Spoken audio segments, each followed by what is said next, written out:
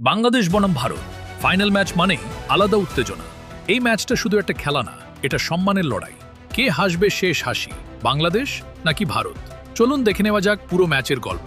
দুই দলই দারুণ পারফরম্যান্স করে ফাইনালে উঠেছে। বাংলাদেশ আত্মবিশ্বাসে ভরপুর, আর ভারত এসেছে প্রতিশোধ নেওয়ার মানসিকতা নিয়ে।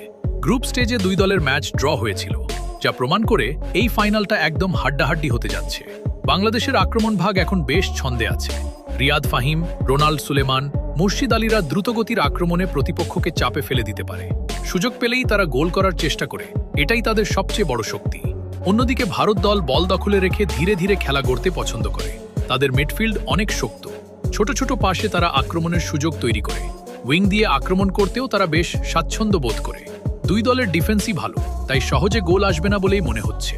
ম্যাচটা যে কোনো সময় মোড় নিতে পারে, এমনকি শেষ পর্যন্ত টাই ব্রেকারেও গড়াতে পারে। আর তখন গোলকিপারদের ভূমিকা হয়ে যাবে সবচেয়ে গুরুত্বপূর্ণ।